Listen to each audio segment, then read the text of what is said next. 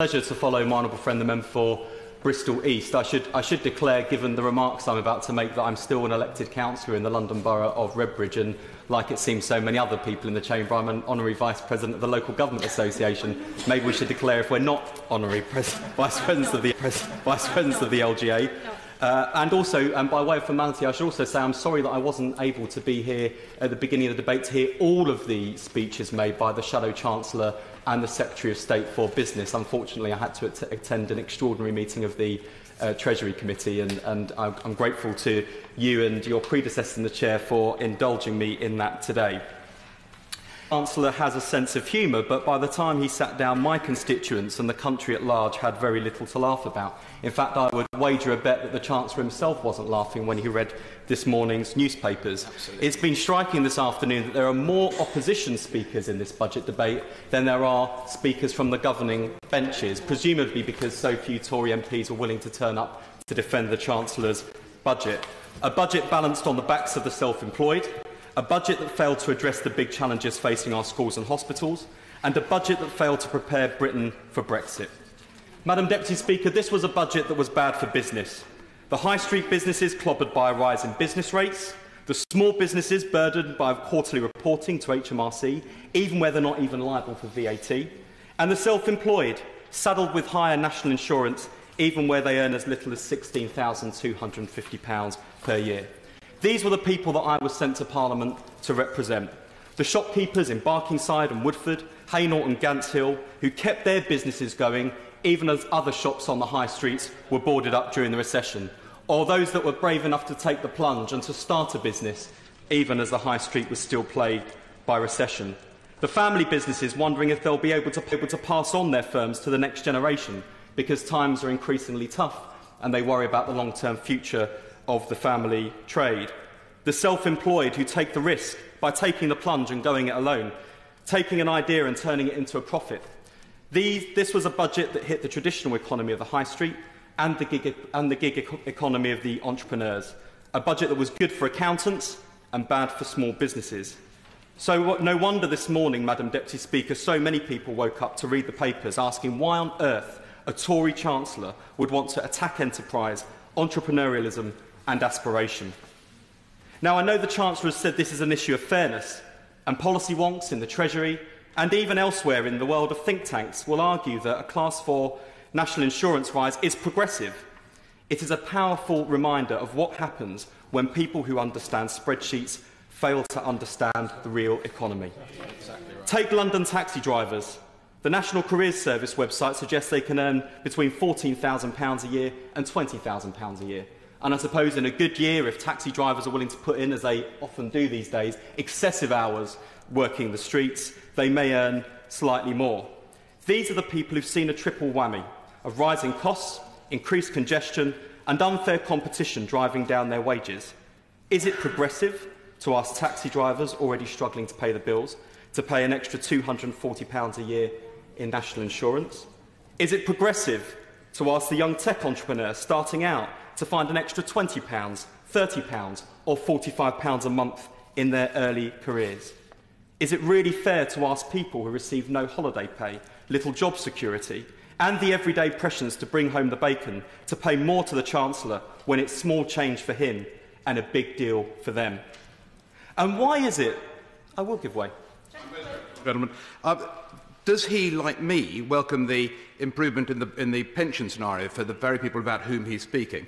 An improvement worth about £1,800 a year, which, if you bought it, would be £50,000. It's not all one way on this. There have been improvements in the margins, for sure, but that does not compensate for the loss of earnings that people earning low to medium incomes will feel as a result of a decision taken by the Chancellor in this budget. I will. I thank Honourable Friend for giving way, and the point he's made, particularly about taxi drivers, I would wholeheartedly endorse, and I want to commend him for the work he's doing with the all-party group on taxis and standing up for his own constituents. I too have had very, very similar experiences speaking to taxi drivers in my own constituency, and would you not agree with me that it's not only the cost he's mentioned, but the additional charges they're often subject to, differences in regulation, and of course also the rise in price at the pump? I wholeheartedly agree with my honourable friend. In fact, there are more than, it's not just taxi drivers, there are more than 10,000 people in my constituency who are self-employed. And as my honourable friend, the member for Bristol East, rightly pointed out, these people do a range of trades with a range of challenges, a range of additional costs, and very few employment rights and protections. And why is it that these are the people that have been targeted by the Chancellor in this budget? And while I'm on the point of asking questions about priorities, why is it that tax giveaways, like a cut to inheritance tax for the 26,000 wealthy estates across the country, can always be found by a Tory Chancellor, at the expense of the strivers, the makers, the builders and the creators who account for Britain's, in this case, Britain's 5 million self-employed? Thank you. I thank the honourable gentleman. While we're on the subject of questions, is he embarrassed about the fact that it's a Conservative government which has brought about a situation where 1% of taxpayers are funding 27% of tax revenues, and at the same time we've got a situation where £140 billion in the last 7 years of uncollected taxes, which his party did nothing about in government, has been collected to fund our public services? What is embarrassing about being one of the richest economies in the world is that when you look at the distributional analysis published by the Treasury alongside this budget, it is very clear the picture that plays out across this Parliament as a result of the tax, spending and welfare decisions made by this Chancellor and his predecessors. And that is, it is the poorest households, and on a very unprogressive gradient, those from lower income households who are absolutely clobbered by this government. Only the very richest decile are affected worse than the very worst paid, the very worst well off. And when you think about it, if you're someone who's paying the very highest rate of tax, sure, as your percentage of your income, you're paying more than the very poorest. But thousands of pounds a year for some of those people in tax increases is actually relatively small change compared to a £20, a £40, a £50 increase for the very poorest. Because if you are just about managing, to pay the bills, or even more likely, if you are one of the millions of people who are turning to credit cards and fueling a record boom in unsecured household debt, those marginal increases, for many of us, are huge increases to them. And that's what Tory Chancellors always fail to understand. They have no understanding, no conception of what it's like to go without, of having to cut corners between heating or eating. And this is why, for the last 7 years of Tory budgets, those are the people who've been most left behind. Very grateful to the honourable gentleman for giving way. Did he pick up the comments of Charlie Bean, formerly of the Bank of England and now of the OBR, who has said that consumer spending is unsustainable and it's based on record levels of debt, which are going back to the levels that we saw before the crash? The honourable gentleman makes a very powerful and important point, because unless we get to grips with this issue, it's not just those people that will suffer as they fall below the line and can no longer keep their head above water. It's the economy itself, because even the sluggish growth over which this government has presided since they took office, even with that sluggish growth, it has been driven by an increase in household debt. So what happens to those families and what happens to the economy when the money dries up, when they can lend no more, or when they can no longer service their debt? And of course, it's not just national insurance or indeed income tax that the poorest pay.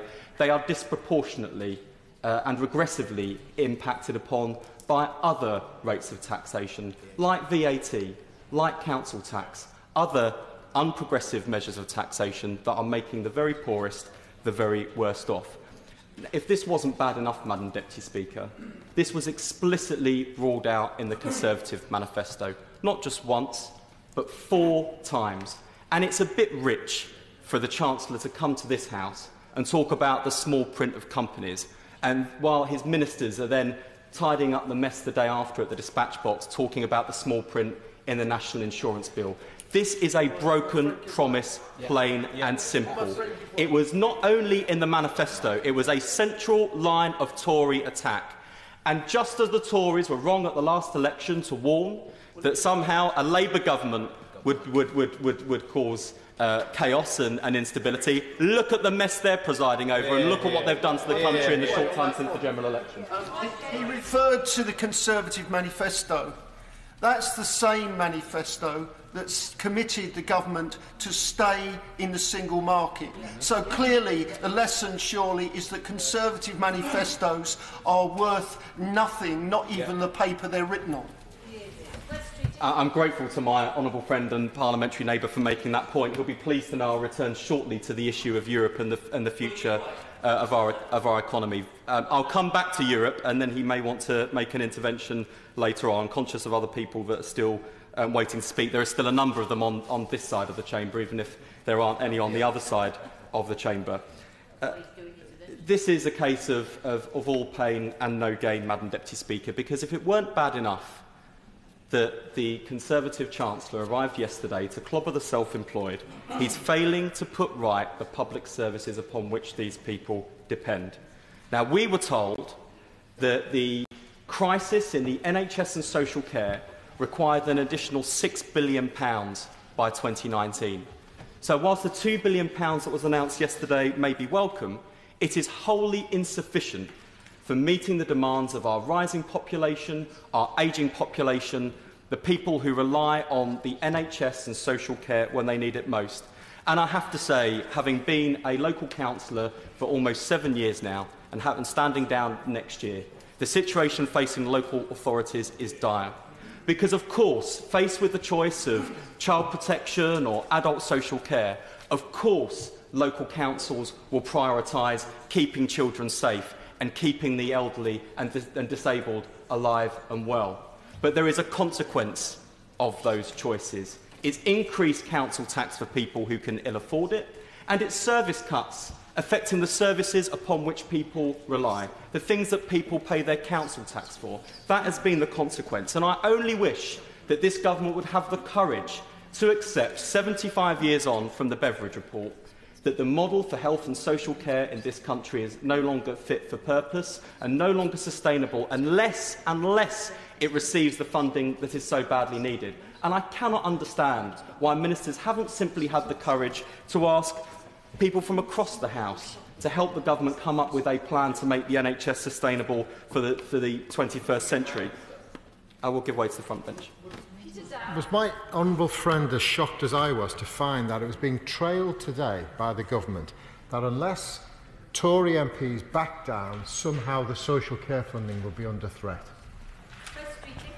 I entirely agree. I mean, I'm not sure how many experienced, wise leaders of the NHS, of local councils, could come forward and warn the government about not just an impending crisis, the crisis that is affecting hospitals and care services today in each of our constituencies. What more will it take for the government to show the courage and to find the money to fund social care? And imagine what a cross-party commission, led by the likes of my honourable friend, the member for Leicester West, or the honourable member for North Norfolk, or the honourable member for Totnes could do to build a health and social care model for the 21st century. And wasn't it a travesty, Madam Deputy Speaker, as school budgets in our constituencies are faced with cuts, that this government and this Chancellor chose to arrive yesterday with a funding package that would benefit a small number of pupils at a few selective schools? What do ministers have to say to the head teachers in my constituency, or to the parents, or to the pupils that attend the vast majority of schools in my constituency who are facing, on average, a funding cut of £188 per pupil per year? Now, I don't need an opinion poll to tell me that whether people vote Labour or Conservative, there are a few things that they expect the government to do. And among those things are to make sure that we have decent hospitals and well-funded schools. And it is a scandal that so much of the educational progress in my city and across the country, led by the last Labour government and followed since, it's a scandal that that's being put at risk because of swinging budget cuts to schools. What sort of government chooses to cut education for the next generation whilst also cutting the tax bill for the very wealthiest? Now, the flimsiness of the Budget Red Book, Madam Deputy Speaker, for once it didn't take long to get through. The flimsiness of the Budget Red Book portrays the fragility of our economy, and in the long list of supposed good news the Chancellor arrived with yesterday, there are a few facts that were missing.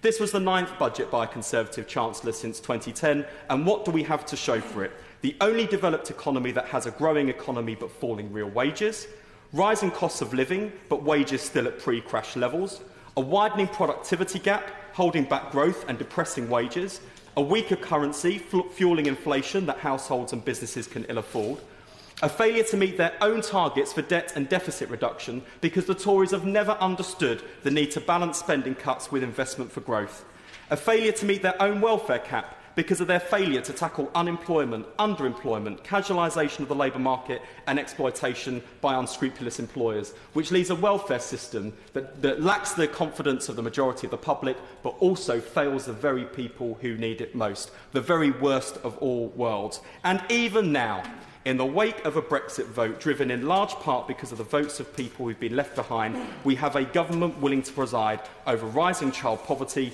public services at breaking point, and an economy ill-equipped for the challenges that lie ahead. And, Madam Deputy Speaker, it should not take dragging a former Prime Minister out of retirement, a former Conservative Prime Minister out of retirement, to tell this government that the way they are handling the single biggest issue facing our country, the departure from the European Union, should not take bringing a former Prime Minister like John Major out of retirement to tell this government that they are putting the economy at risk with the path that they have set us on. Because what John Major said was very straightforward. There is a choice to be made, a price to be paid. We cannot move to a radical enterprise economy without moving away from a welfare state. Such a direction of policy, once understood by the public, would never command support. It makes all previous rows over social policy seem like a minor distraction.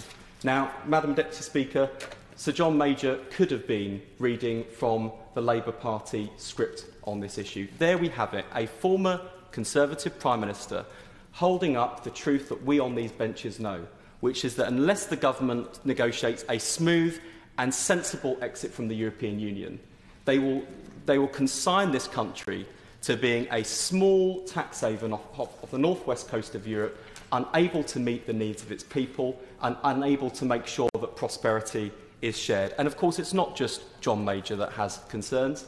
The former Chancellor, the Right Honourable Member for Tatton, told this House this government has chosen not to make the economy the priority.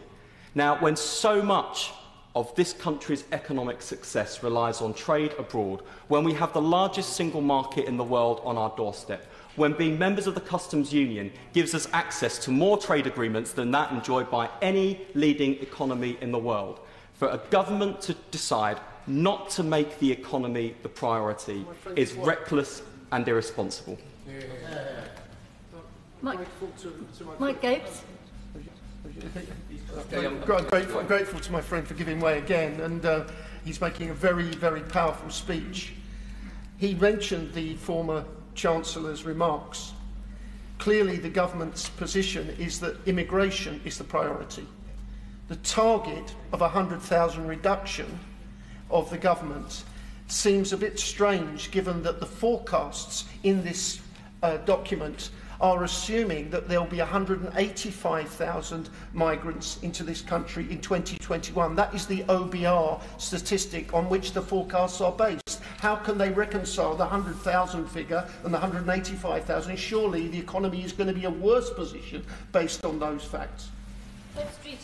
I agree with my honourable friend. I've lost count of the number of times I've heard calls for a real debate about immigration, but a real debate requires an argument, and the truth is this.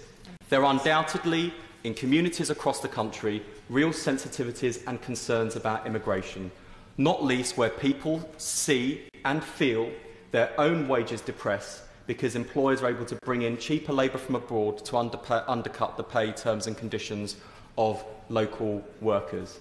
Now, for me, that's an issue of social injustice, and it's one that governments need to tackle. But any politician that says that immigration is a price this country can't afford must tell us, in the context of an ageing population and a shrinking working age population, when we can barely afford the pensions bill as it is, and we need a greater working age population to come to this country, do their work and pay their taxes.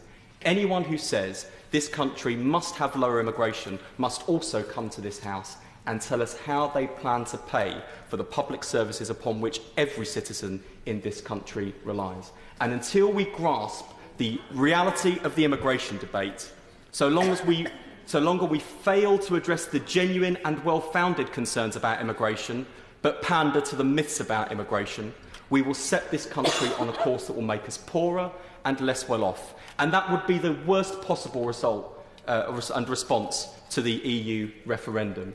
Because if people went to the ballot box to vote to leave the European Union because they felt left behind by globalisation and the world changing around them and a feeling that they're left behind, imagine the betrayal they will feel if they have been sold the promise of a brighter future and find the jobs are drying up, their economies are left behind and the public services upon which they rely are decimated. And I'm afraid that is the real risk of a botched Brexit.